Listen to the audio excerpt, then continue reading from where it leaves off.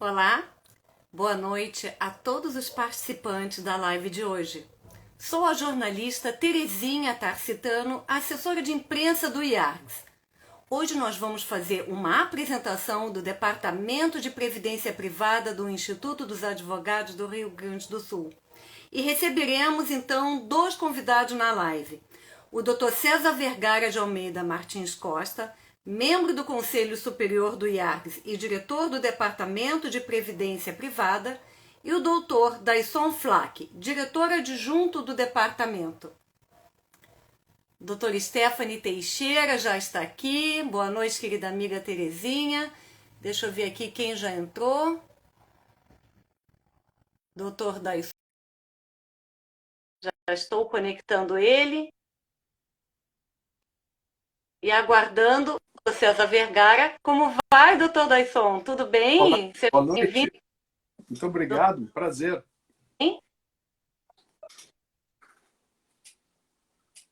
Entrar ao vivo. Pronto.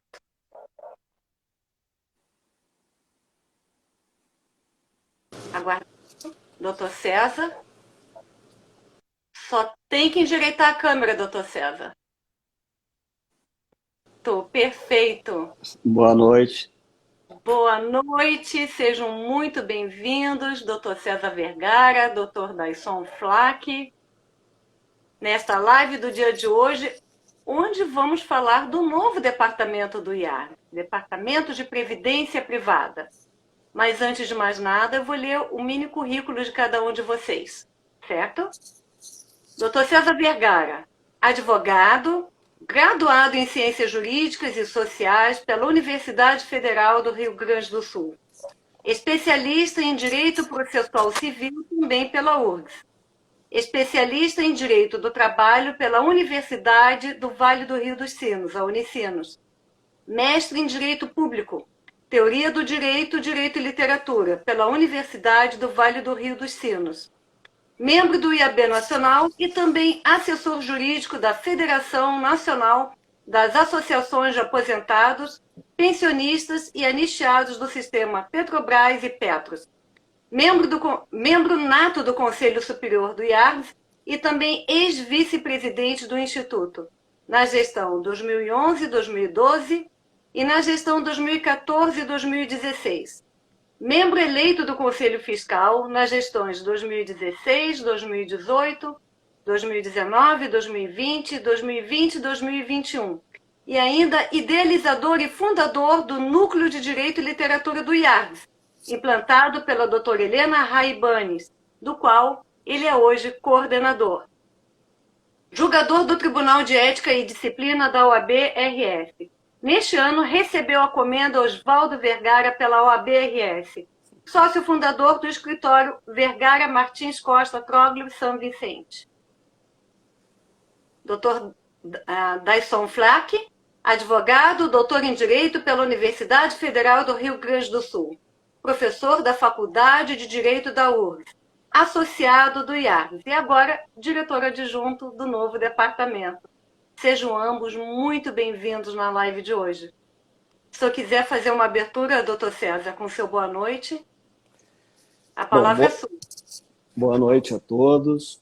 Eu, primeiramente, saúdo a todos os associados do IARGS, agradeço a oportunidade que nós estamos tendo, na pessoa da nossa presidente, a doutora Sulanita Cabral.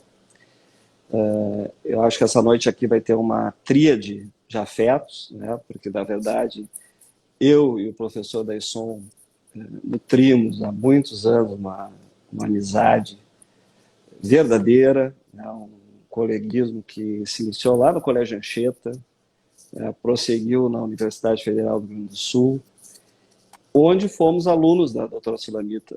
Então, aqui parece que está todo mundo em casa.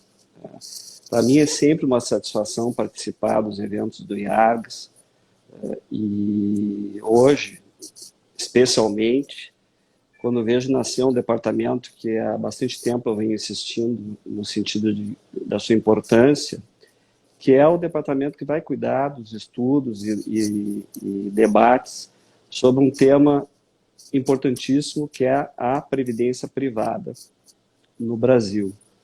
né? Então, eu fico à disposição aqui, Teresa. Nós vamos contar com a fala do Dr. Daisson, que é um grande processualista, um grande advogado nesta área também, né? Para quem não sabe, eu atendo no escritório muitas causas de empregados da Petrobras, petroleiros aposentados, e o Dr. Daisson, no escritório que atua, atende muitas causas dos aposentados da Caixa Federal. Então, nós temos aí uma ligação de ações em dois grandes fundos de pensão no Brasil, que é a Petros e a FUNCEF, o que nos traz assim, um pouco da vida cotidiana, um pouco da experiência.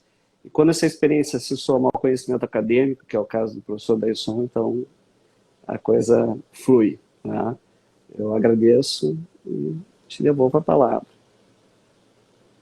Ok, então, doutor Daisson Flack, a palavra é sua. Muito boa Só uma noite. abertura. Muito boa noite a todos, muito boa noite, caríssima Terezinha, muito boa noite a todos os membros do IARES, todos os que nos acompanham. Eu, mais uma vez, agradeço a oportunidade desse convívio com o meu amigo César e em honrosa situação, por ocasião, então, do lançamento do Departamento de Previdência Privada do IARES. Eu saúdo ao IARES na pessoa da professora Sulamita. Como já disse o Dr. César, temos aí uma memória afetiva bastante viva do tempo do nosso convívio na Universidade Federal, em que fomos alunos da professora Sulamita. Temos um longo convívio pessoal e temos um convívio intelectual, não é, César? Que nos permite sempre um diálogo franco, um diálogo construtivo e um diálogo já bastante longo, cevado por uma amizade muito sólida. É um momento, de fato, muito feliz e espero que, a partir de agora, nós possamos, eu e o César e tantos quantos queiram unir-se a esse esforço, poder discutir os temas relevantíssimos da previdência privada, da previdência complementar, que é um tema, de certo modo, árido, que apresenta complexidades importantes e que precisa do oxigênio de um pensamento crítico, de um pensamento construtivo. Para quem está entrando agora, a live de hoje é destinada a uma apresentação do Departamento de Previdência Privada do IARES. Devolvo a palavra agora para o Dr. César Vergara para que ele explique o que é previdência privada. Bom, como todos nós sabemos, né, a previdência privada ela é um ramo, um desdobramento da Seguridade Social. A Seguridade Social que se estrutura num tripé, que é saúde, previdência e assistência social, tá?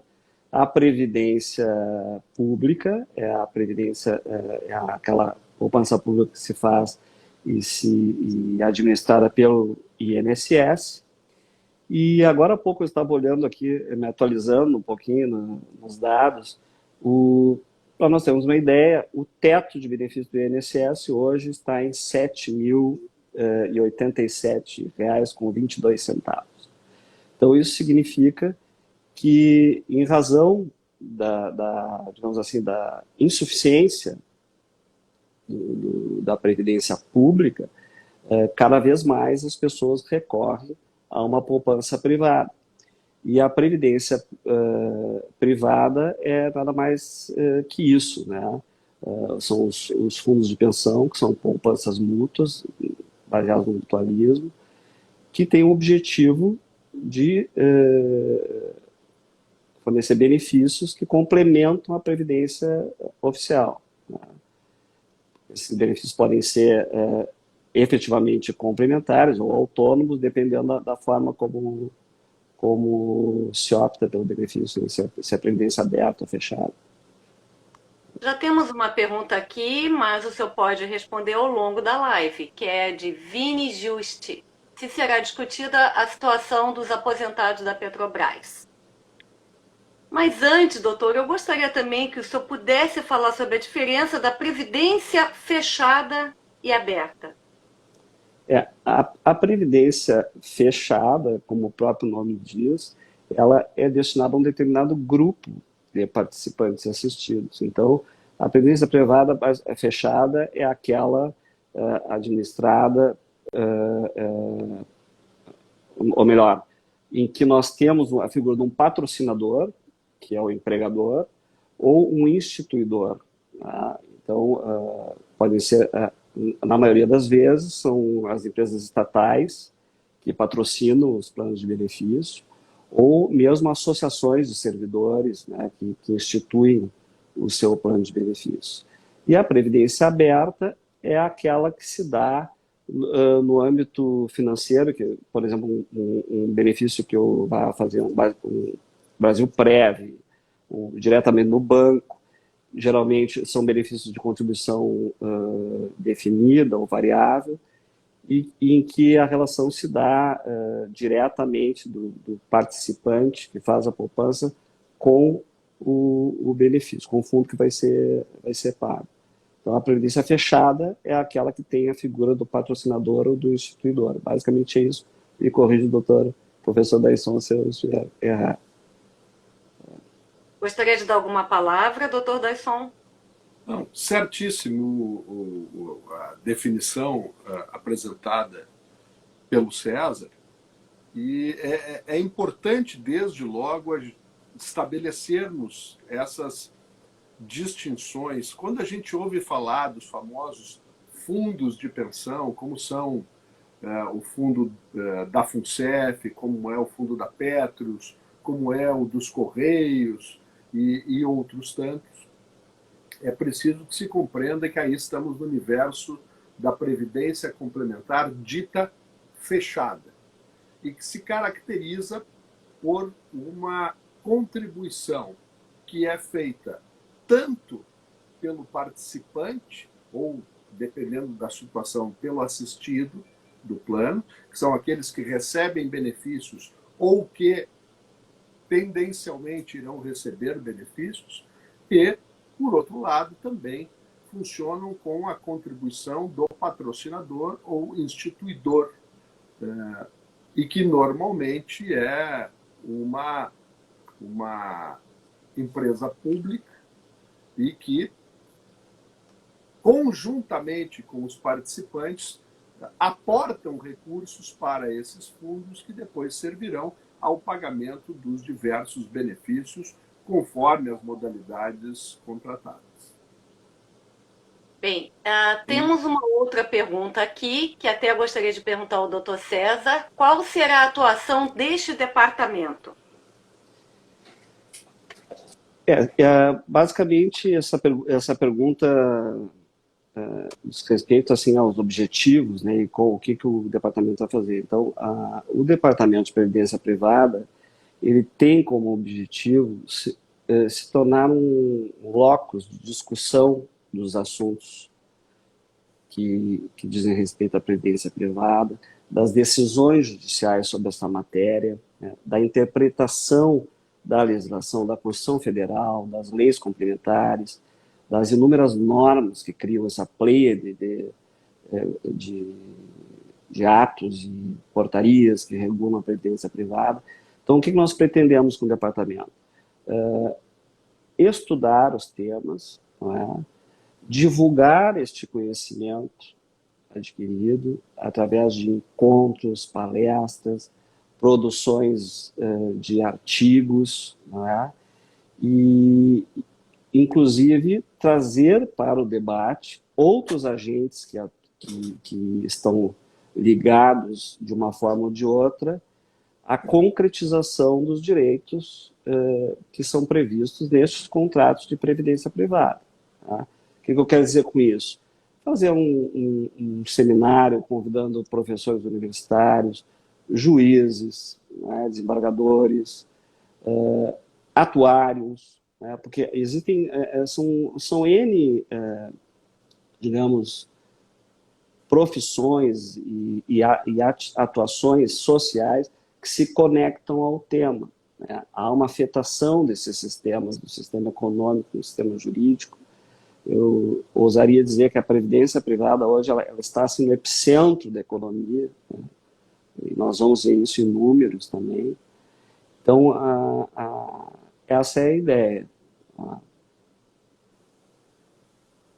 Bem, gostaria de registrar aqui a presença da doutora Solamita Santos Cabral, que está saudando os caros diretores, doutor César Vergara, Martins Costa, doutor Daisson Flack. Cumprimento também a nossa jornalista, Terezinha Tarcitano, e a todos que nos assistem. Doutor Daisson, o senhor gostaria de falar alguma coisa a respeito? Sim, eu gostaria de retomar uma ideia. Gostaria de retomar uma ideia muito importante trazida pelo César no início já da sua fala. Que ideia é essa? O sistema de previdência complementar ou a previdência privada, mesmo entre os operadores tradicionais do direito, ainda é, de certo modo, um ente enigmático, porque é um saber, é uma estrutura, é um conjunto, envolve um conjunto de normas que não fazem parte do cotidiano da advocacia de modo difundido, como é, por exemplo, da responsabilidade civil, ou como é, por exemplo, do direito imobiliário, e assim por diante. Por quê? Porque os operadores, de certa maneira, se especializam no tratamento disso. Sem embargo de uma especialidade e sem embargo de uma substancial complexidade do sistema, porque, como disse o Dr. César, envolve um conjunto de sujeitos, um conjunto de atores e um conjunto de sistemas, é um âmbito de atuação bastante relevante do ponto de vista social. Afinal de contas, o que estamos tratando é das condições de subsistência de um conjunto enorme de pessoas que trabalham durante toda uma vida, que constituem fundos voltados na sua complementação de renda e que depois, no final da sua trajetória profissional, precisam contar com uma estrutura que apresente solidez, confiabilidade, que seja dotada de parâmetros de segurança jurídica e de segurança econômica.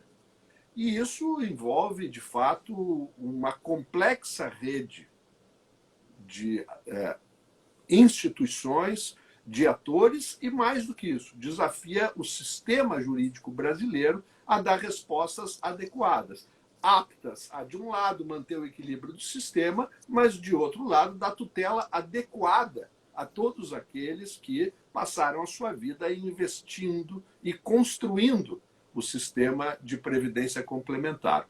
Portanto, é, do ponto de vista prático, do ponto de vista social, um campo de estudos ainda a desbravar e de uma relevância social enorme e muito pouco tratada, muito pouco falada, embora hoje concentre parcelas importantíssimas de recursos e esteja diretamente vinculada com a própria construção de um futuro digno para um conjunto enorme de trabalhadores.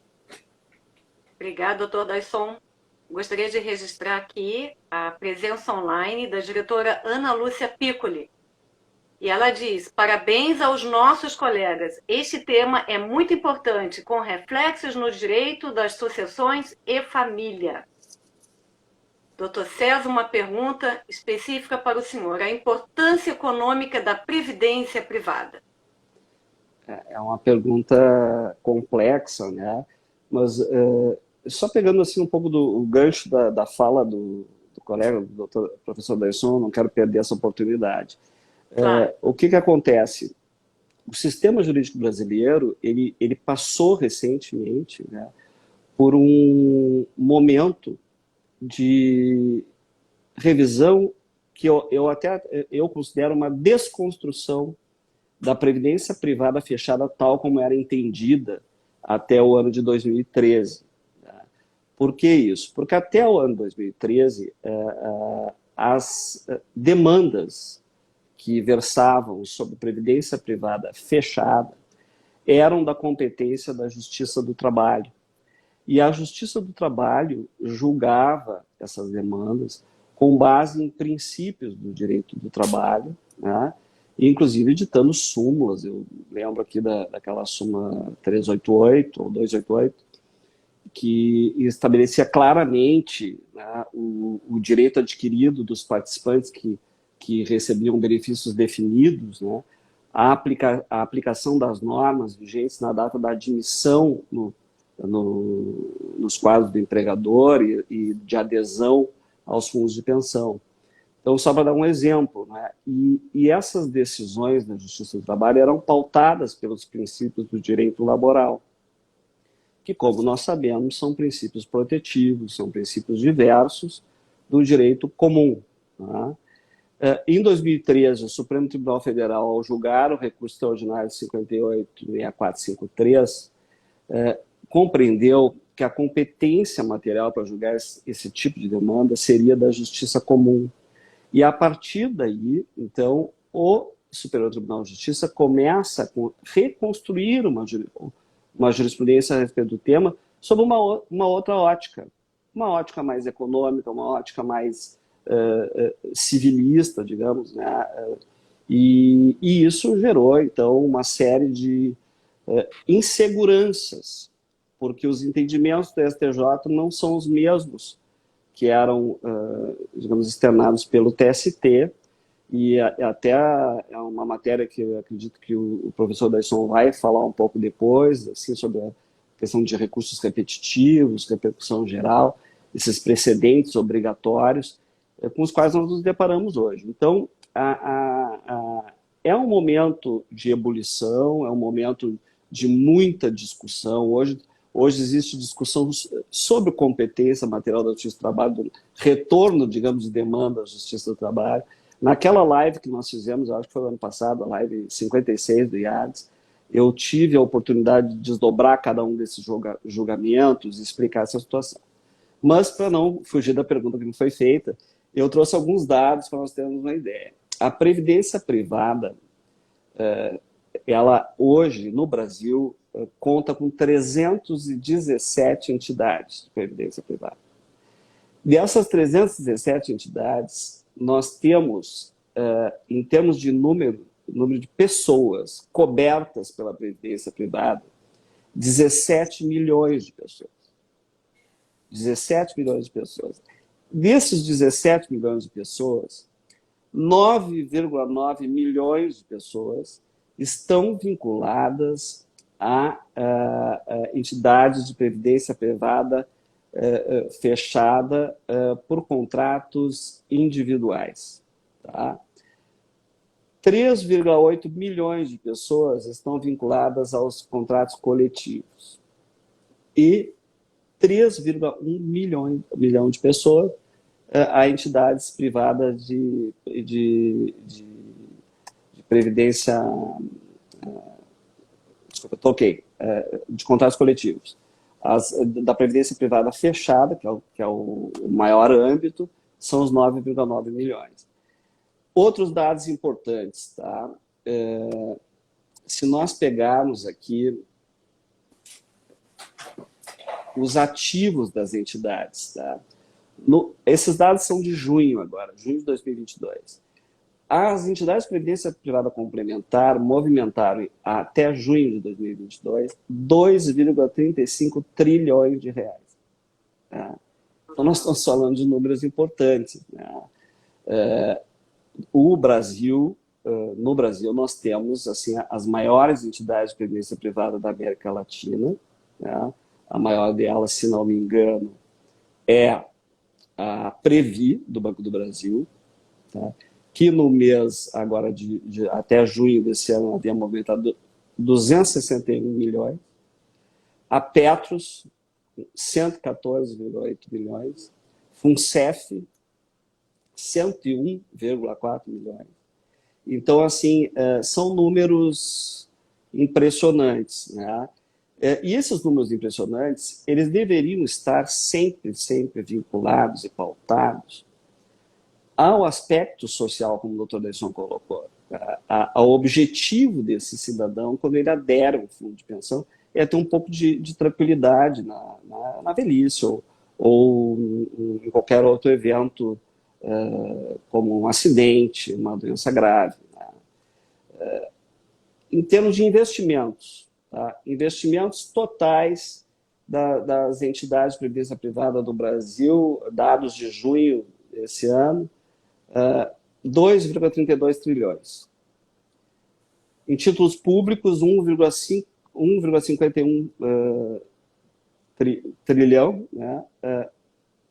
Renda fixa, 457,83 bilhões, renda variável, 223,06 bilhões, e outros investimentos, 79,15. Tá? Um último aspecto, porque eu não vou ficar fazendo aqui um levantamento, né, extenso dos dados econômicos da Previdência Complementar, mas eu acho que é importante. Nós sabíamos que apenas em contribuições recebidas pelos fundos de pensão, nós temos, em junho de 2022, 182 bilhões de reais. Isso significa que a previdência pública, que a previdência privada, ela está, como eu disse, no epicentro da economia nacional. Né? Então, principalmente fundos como a Petros e a FUNCEF, né? e Previ. Estes fundos, no caso da Petros, no caso da FUNCEF, são fundos que passaram por déficit atuarial, que entraram em plano de equacionamento de déficit. Em função desses planos de equacionamento de déficit, houve um aumento de contribuições extraordinárias dos participantes. Isso gera uma, digamos, redução de benefício, que em princípio não se quer, né? A lei sempre fala em irredutibilidade de benefício, mas, ao mesmo tempo, os planos de equacionamento são necessários para salvaguardar a poupança mútua, que vai ser, digamos assim, da onde sairão o pagamento desses benefícios. Então, em termos de dados econômicos, Terezinha, eu acho que é isso aí. Eu não sei se a doutora Sulamita está nos assistindo. Né? Está nos assistindo. Então, eu quero dar uma marcha ré aqui e fazer agora a saudação especial a ela, que já tinha feito antes, agradecer a oportunidade de nós estarmos aqui, dizer que é uma satisfação enorme, né? E mencionar mais uma vez, como eu disse, temos aqui uma tríade afetiva, porque tanto eu quanto o Daisson, além de amigos, fomos alunos da doutora Sulamita na URGS. E eu fico bem feliz de estar aqui nesse momento, instituindo um novo departamento do Instituto, um instituto cheio de vida. O Instituto é algo fenomenal, porque em plena pandemia o Instituto se expandiu, cresceu, com o trabalho de excelência da Terezinha, que está aqui nos entrevistando. Então, do ponto de vista econômico, era isso que eu acho que era importante pontuar. Perfeito. Doutor, gostaria de registrar que muitas pessoas estão agora aqui assistindo, lhe dando boa noite, mas seria impossível para mim registrar o nome de todos que estão aqui lhe dando parabéns, tanto ao senhor como ao doutor Daisson, parabenizando pela live. Mas registro também a presença online do doutor Rafael Morgental e do doutor Cassiano Santos Cabral, que colocou excelente explanação. Doutor César, este é um tema recorrente nos tribunais brasileiros? Bom, como eu havia falado agora há pouco, né, de fato é um tema recorrente. Né, nós temos aí só no STJ, se eu não me engano, depois o professor Daisson pode explorar isso, 37 precedentes qualificados, ou seja, julgamentos de recursos repetitivos, incidentes de demanda repetitiva. Existem temas de repercussão geral no Supremo Tribunal Federal, e as demandas são muitas, não é? Porque nós não podemos também esquecer que a previdência privada ela passou por alterações legislativas. Tá? Quando ela começa, a previdência privada começa no Brasil, lá nos anos 50, 60, não havia uma regulação específica da previdência privada. Essa regulação depois, em 1977, vem a Lei 6435, se não me engano, regulando a previdência privada, e somente lá na Constituição Federal, a partir de 88, é que esse tema é tratado num plano constitucional, e a Constituição remete à lei complementar à regulação. Aí surgem as leis complementares 108 e 109 de 2001, isso falando em termos de previdência fechada. E essa, digamos assim, essa passagem, né, de momentos legislativos foi naturalmente alterando o entendimento das cortes sobre esses direitos. O que é algo que a gente tem que questionar. É um ponto para nós conversarmos, porque muitos dos casos são casos de benefício definido, certo? Casos em que o cidadão aderiu, eu posso falar, por exemplo, um exemplo que eu tenho corrente no escritório, aderiu ao fundo de pensão na década de 70, um determinado regramento.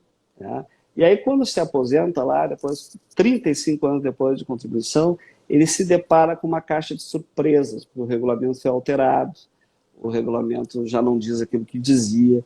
Então, é muito desafiador esse tema, porque nós estamos sempre batendo na porta da segurança jurídica, do direito adquirido, do ato jurídico perfeito. Né?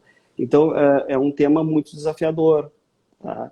E isso gera, evidentemente, muitas demandas, a ponto de termos aí, como eu disse, só no STJ 37 precedentes qualificados.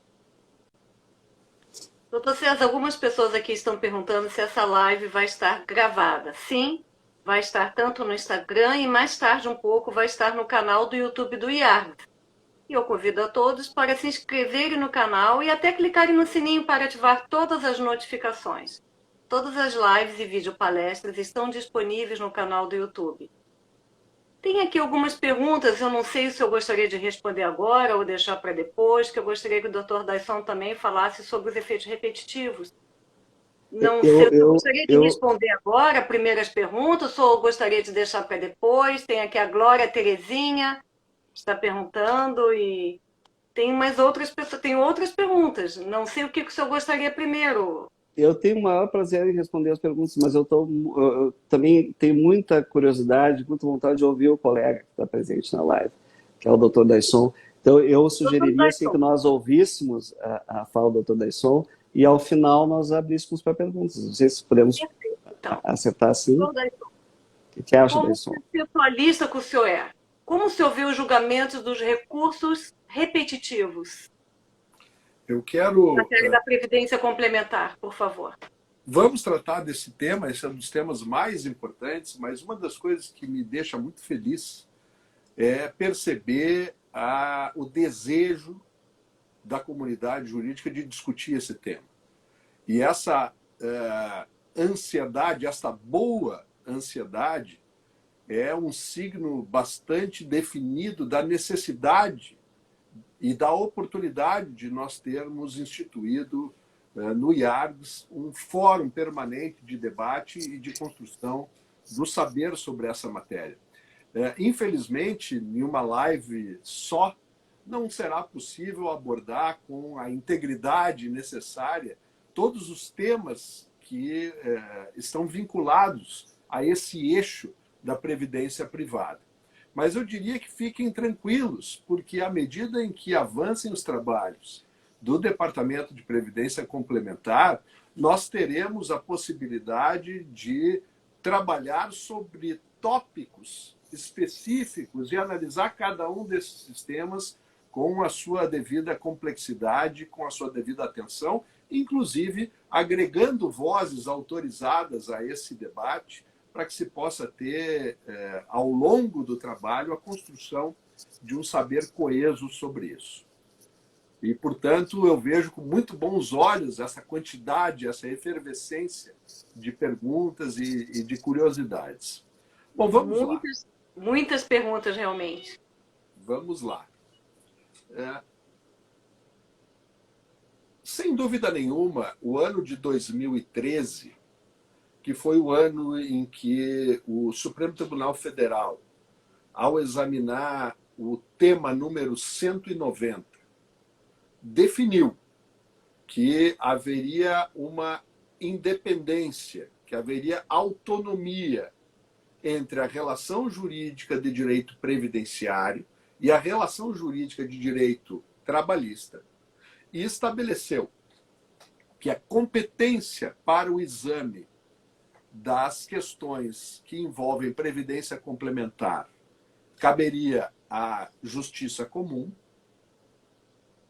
e com isso implicou uma migração da litigiosidade sobre a matéria, que encontrava albergue na Justiça do Trabalho, e lá tinha não só um tratamento sob determinados parâmetros próprios do sistema do direito do trabalho, como tinha uma vantagem, por assim dizer, de encontrar-se um tratamento integral dessas relações, que, embora se possam dizer independentes, e a Constituição o diz, estão bastante vinculadas e, portanto, há zonas de imbricação clara entre as questões que envolvem as demandas trabalhistas e as questões que envolvem a previdência complementar.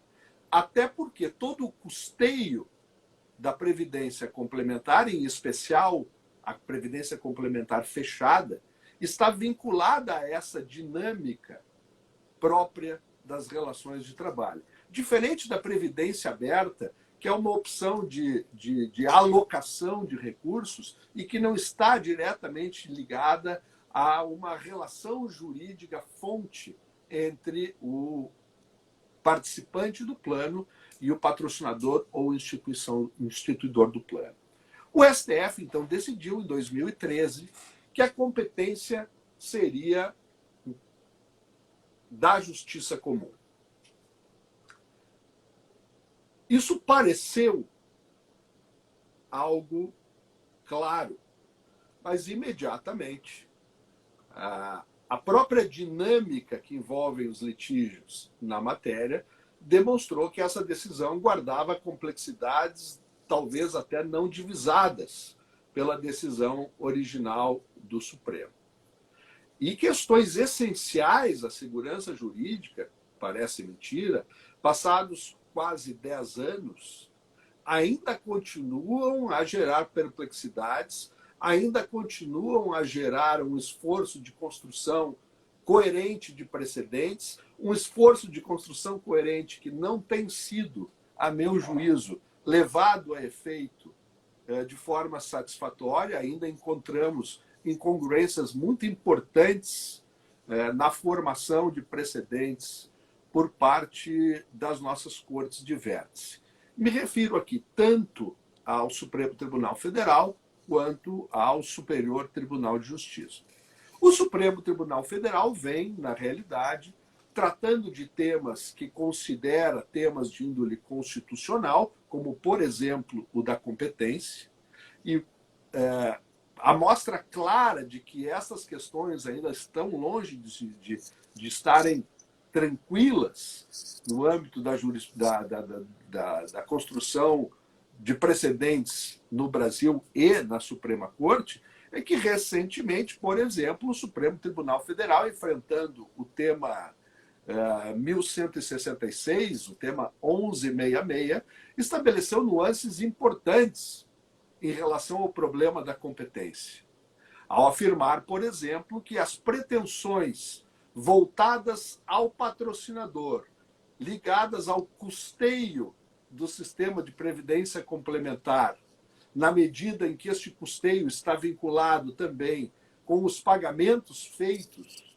aos empregados e a partir dos quais é calculada e efetivada a contribuição do participante e da patrocinadora para os fundos de complementação de aposentadoria, para os fundos de previdência, verificou o STF, por exemplo, para perplexidade de alguns, para alívio de outros, para angústia de muitos, verificou que era importante compreender o vínculo existente entre a relação de trabalho e o custeio da previdência complementar.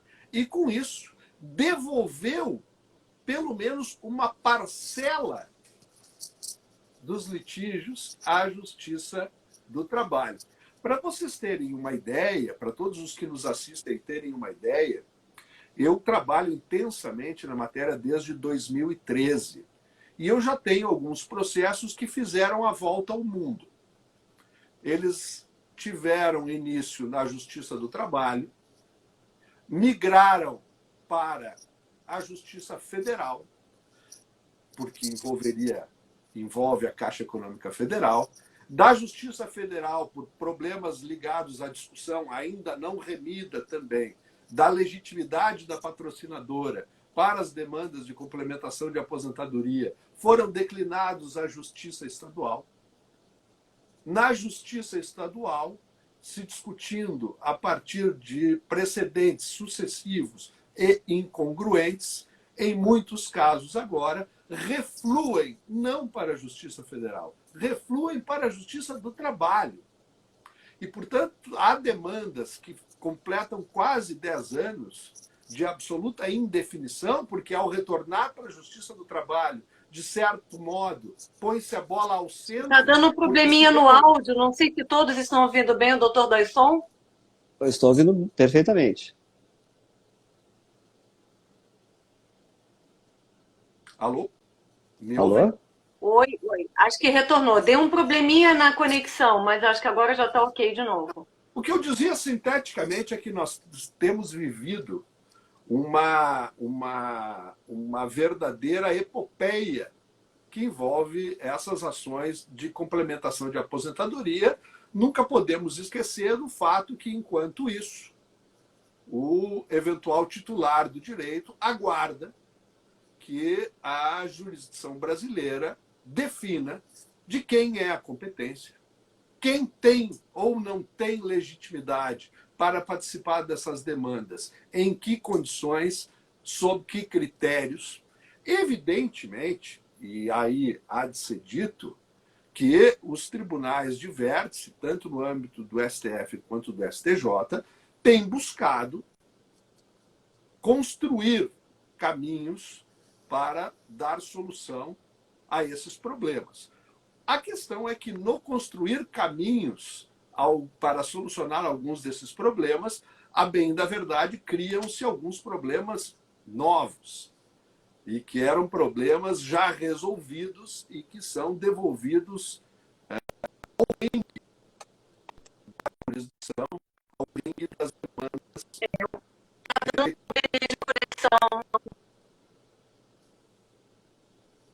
Eu estou ouvindo, está me ouvindo? Vocês estão me ouvindo? Eu estou perguntando para a Ana Amélia. Vocês estão bem? Gostaria que falassem aqui no chat.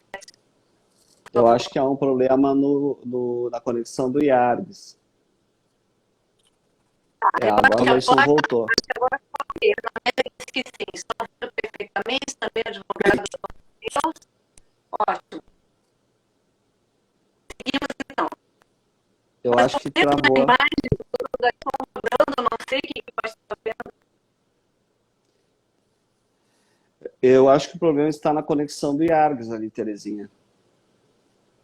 Tá. Bom. Vamos continuando. Bom, o problema eu acho que está na do doutor Daisson, porque dele que está rodando. Do senhor não, doutor César. Tu gostaria de complementar alguma coisa? Porque é dele que não está legal, infelizmente. Aproveitando, digamos, o gancho da fala do professor Daisson, o que se percebe, assim, o que acontece? A força normativa da Constituição, né, ela não aceita assim, desencontros, né? Então ela fica buscando que o sistema tenha uma solução coesa, né? E eu, em 2013, quando houve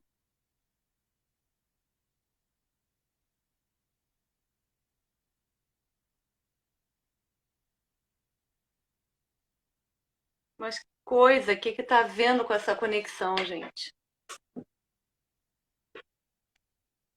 Ana Amélia, você me ouve bem?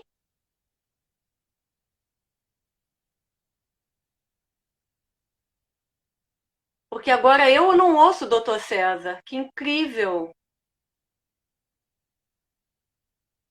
Bom, eu vou reconectar os dois aqui. Deu algum problema, mas não há de ser nada. Vou reconectar aqui os dois.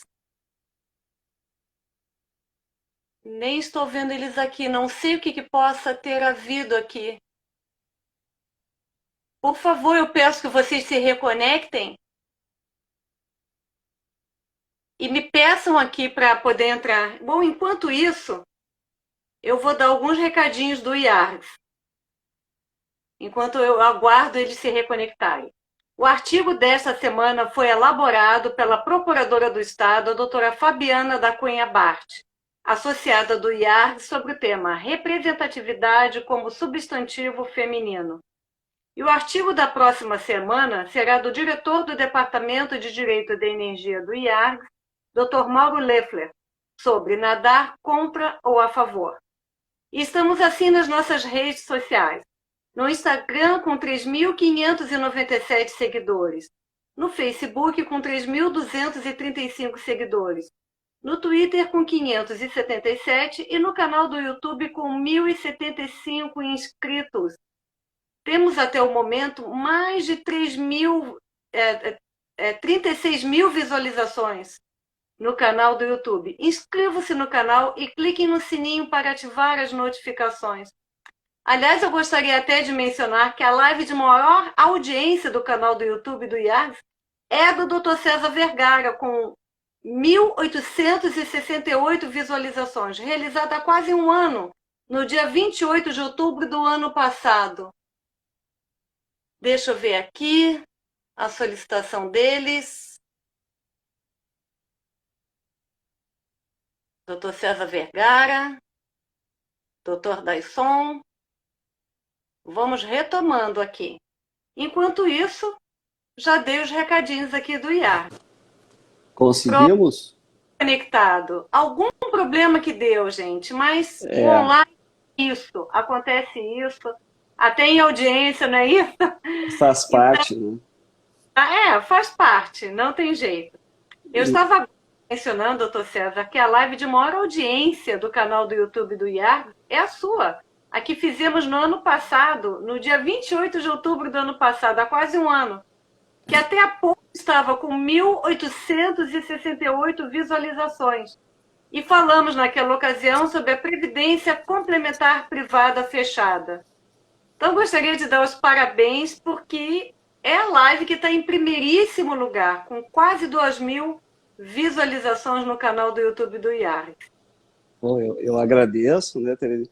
E como bem vinha dizendo o Daisson, né, o professor Daisson, a importância desse tema, o quanto esse tema desafia, não é, os operadores do direito e os cidadãos, na verdade. Né? Como eu coloquei aquela hora, no momento que o Daisson foi desconectado, o que me parece bem claro assim, é que a força normativa da Constituição ela não aceita certas aberrações. Né? Ela busca coesão. Né? Ela busca coesão. E é isso que a gente percebe que, de certa forma, algumas decisões dos tribunais superiores, a meu ver, se afastaram um pouco dos comandos constitucionais ou da melhor interpretação da Constituição, e isso acaba gerando novas demandas, e essas novas demandas demandam por soluções à luz da Constituição, e isso faz com que os tribunais acabem revendo, né? E o próprio Supremo agora devolve uma parcela da competência. Por ocasião daquele julgamento de 2013, né, o julgamento do recurso extraordinário 586453, eu tive assim, a oportunidade de atuar naquele processo como advogado de amicus curiae, e participei então do julgamento, e foi um momento histórico, e eu queria dar um depoimento seguinte: o julgamento praticamente empatou, foi um voto, né? Por um voto é que se reconheceu a competência da Justiça Comum naquela ocasião. Então, dentro do próprio Supremo havia grande dúvida sobre o tema, a ponto, se eu não estou enganado, esse processo ficou aguardando decisão do ministro Joaquim Barbosa, na época, quase 2 anos. Era um tema muito polêmico, muito polêmico. E o desdobramento desse julgamento vem até hoje. E hoje a grande questão talvez assim, esse retorno de competência, né? Eu queria passar um dado... Não, eu quero fazer só para não perder, esse tópico é importante.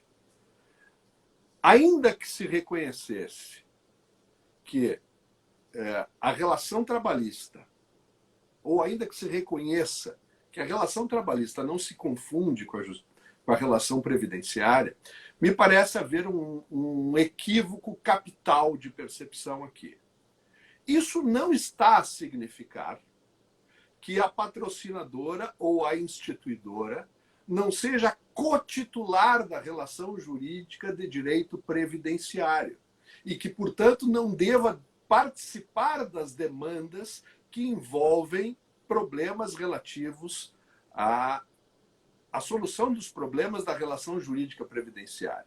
Porque o que nós temos aqui é uma relação complexa tripartite, em que nós temos o participante, nós temos a entidade previdenciária e nós temos o patrocinador.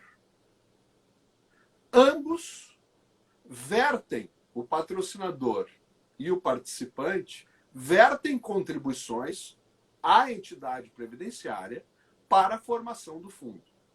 Portanto, qualquer litígio que envolva a necessidade de equilíbrio, de equalização, de solução de uma crise que envolva esta relação jurídica previdenciária, necessariamente envolve os 3 atores.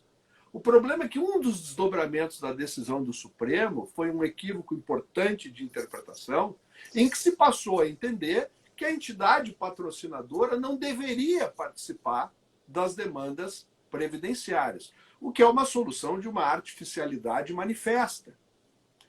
Esta percepção, inclusive, gerou um recuo do Superior Tribunal de Justiça quando decidiu o tema 936, em que acrescentou a sua percepção inicial de que não haveria legitimação da patrocinadora para a participação nas demandas previdenciárias, um aspecto fundamental, exceto quando o desequilíbrio da relação previdenciária advém de ilícitos praticados pela patrocinadora.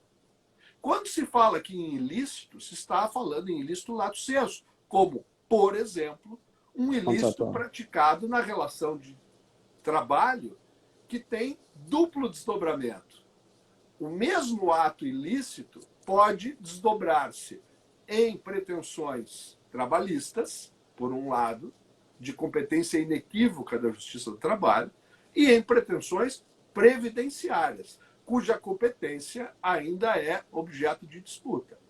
Agora, o Supremo começou a entender que não, que realmente o problema do custeio, o problema do atendimento pela patrocinadora, de seus deveres de patrocinadora, tem que ter jurisdição adequada e que essa jurisdição adequada, segundo o tema 1166, é a Justiça do Trabalho.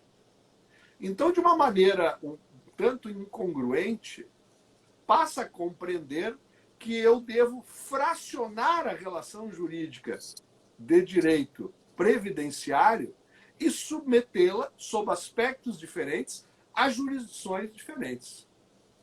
Isso é de uma falta de organicidade, isso é de uma falta de percepção da essência da relação de previdência complementar muito importante e que tem criado problemas os mais variados, sendo ele o mais grave o déficit de tutela das relações jurídicas de direito previdenciário. Portanto, é muito importante que as cortes de vértice no Brasil, e a seu modo, me parece que estão fazendo isso, se da melhor maneira nós podemos discutir, isso é tópico para ampla discussão, é preciso que se compreenda esse sistema na sua essência e que essas incongruências, em parte próprias do próprio sistema, em parte criadas por uma sucessão de precedentes não necessariamente congruentes entre si.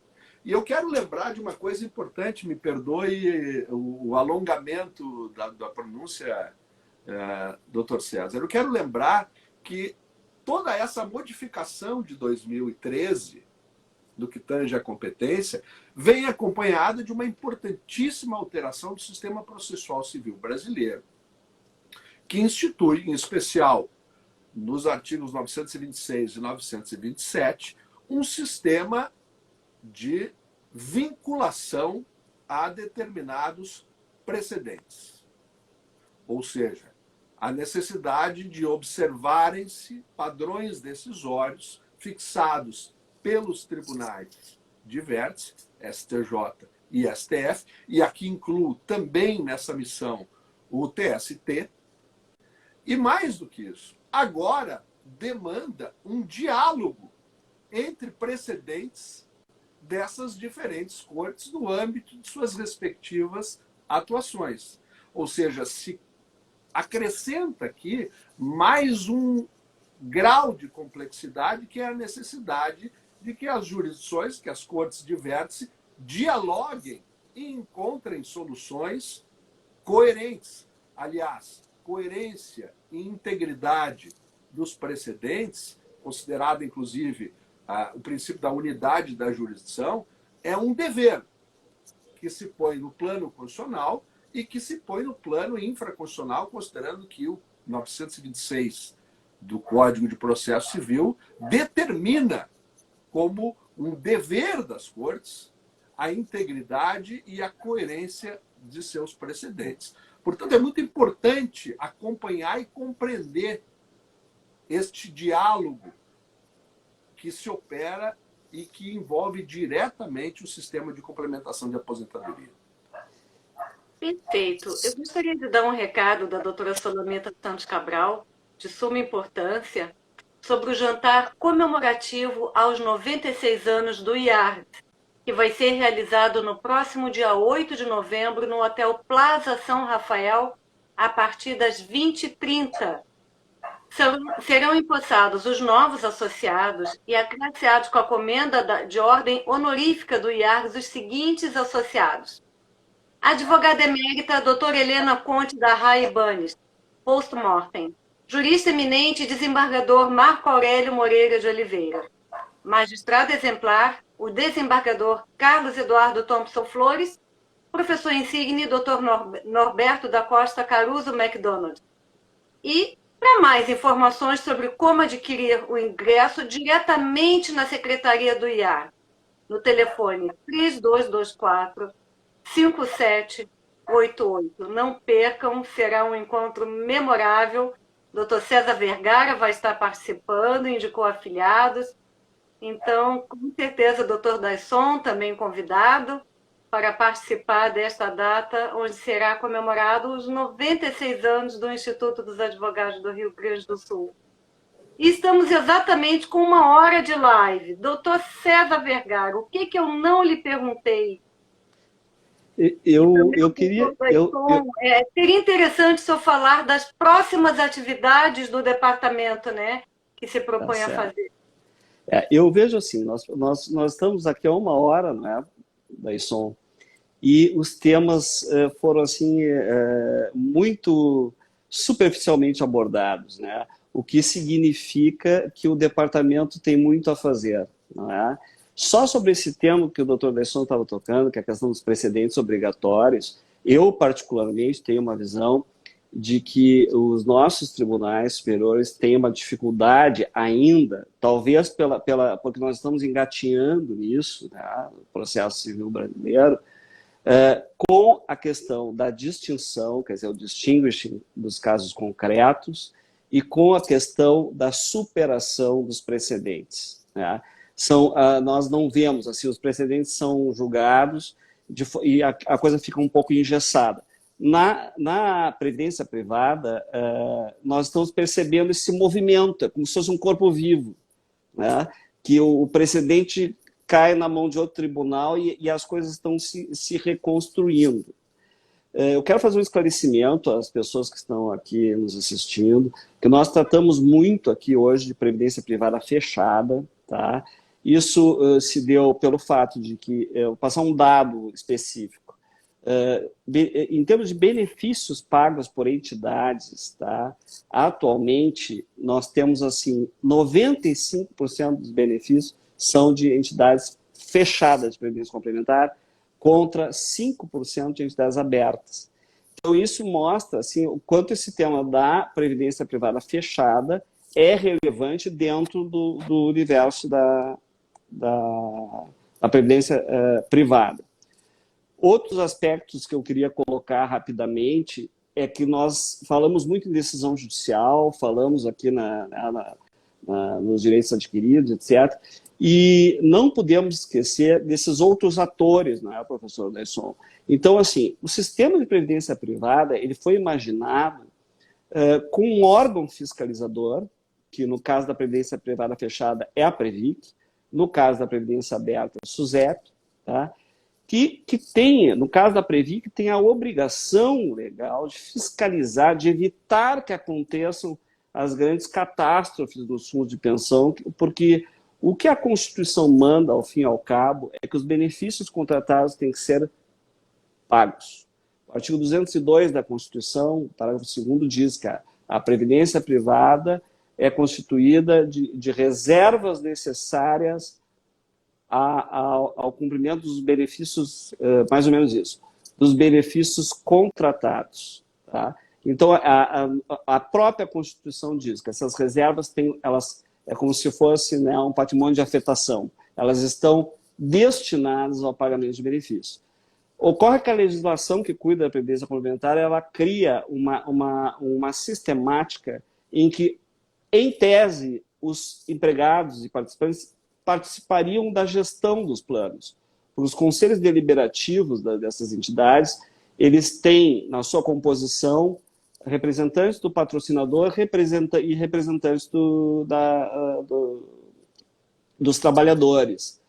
Contudo, a direção desses conselhos deliberativos, por força de lei, é indicada pelo patrocinador e tem voto de Minerva nos votos nas assembleias, o que significa que esta paridade imaginada pela lei, ela acaba sendo uma falácia. E o órgão fiscalizador é submetido à política do Estado. Por quê? Porque a cada vez que muda o governo, muda a Previc, certo? Então, eu acho que essa é uma questão para ser discutida.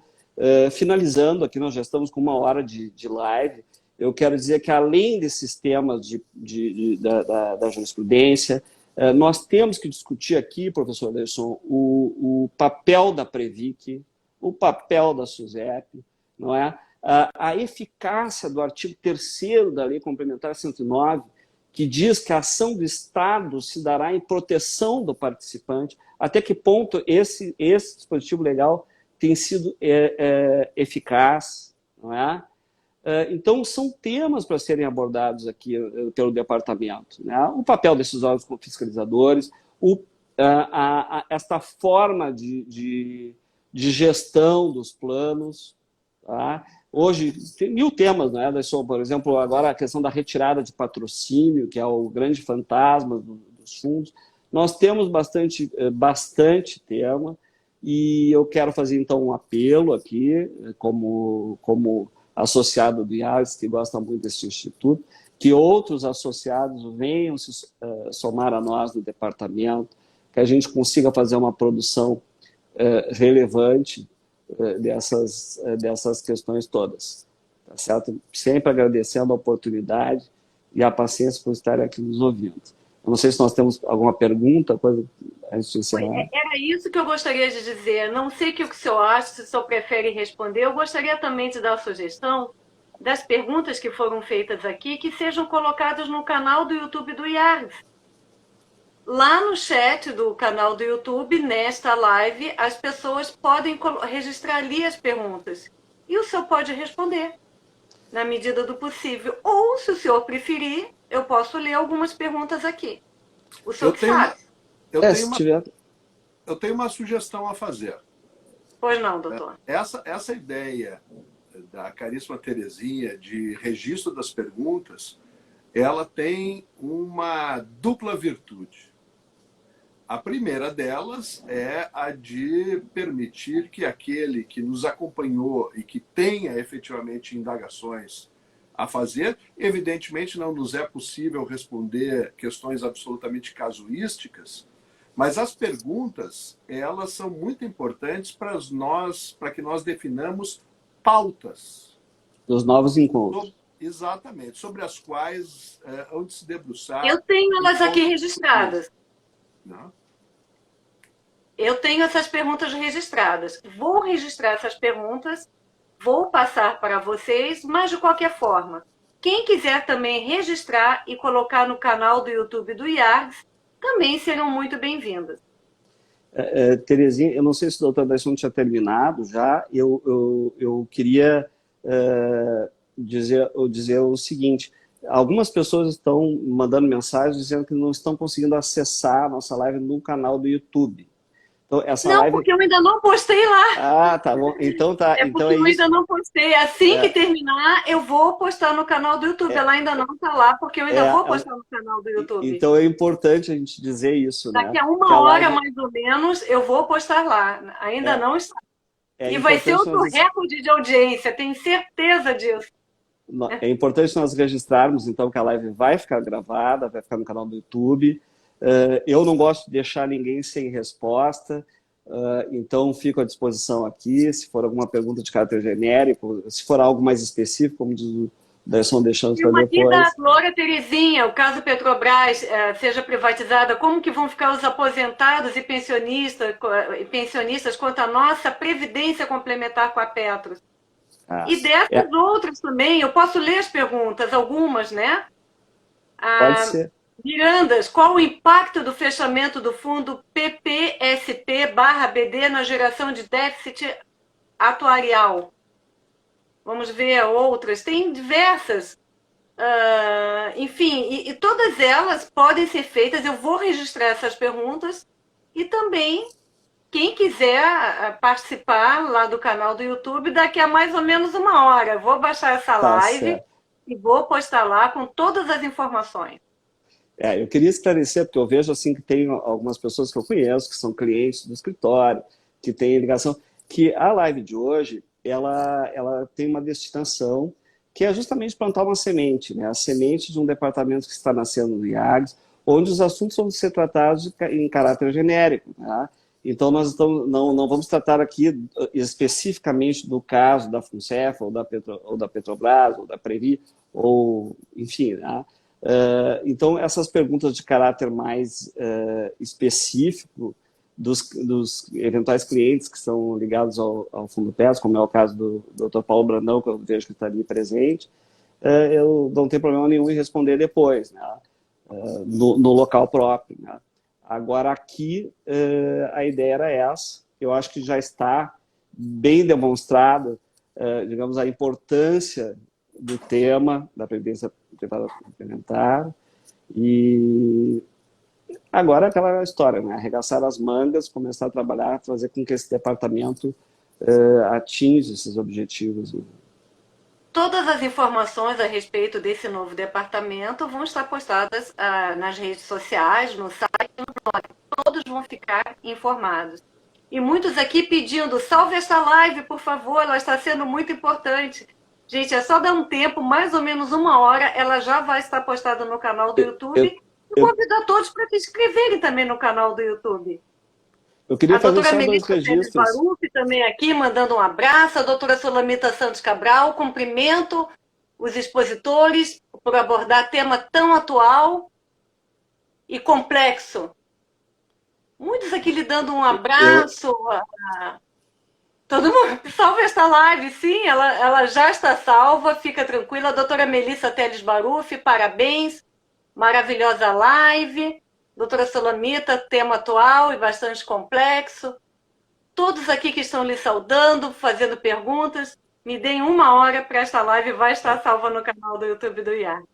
Eu queria só Considerações finais? agradecer a presença de 2 pessoas que eu vi que estão ali, que são amigos e importantes dirigentes de associações, que é o Dr. Paulo Teixeira Brandão, que é presidente da FENASP, da Federação Nacional das Associações de Aposentados e Pensionistas da Petros, e o Dr. Fernando Leite Siqueira, que é o presidente da APAP, a Associação dos Aposentados. O nome da APAP está tão comprido agora que eu nem me lembro mais. Aposentados, empregados da Petros e do Sistema Petrobras e subsidiárias. Eu agradeço muito pelo prestígio dessas 2 pessoas que nos assistiram aqui hoje. E todos os demais, obviamente. O doutor Cícero Troglio também, mandando um abraço. Bem, enfim, o senhor também gostaria de falar alguma coisa? Doutor Daisson, suas considerações finais, por favor? Eu quero, uma vez mais, agradecer a oportunidade que o IARGS me dá de participar dessa iniciativa, agradecer ao caríssimo colega e amigo César por ter me convocado para essa missão, em primeira mão aceita pela importância, pela relevância, pela parceria e pelo lugar privilegiado que significa o IARGS como polarizador de discussões e de aprofundamentos.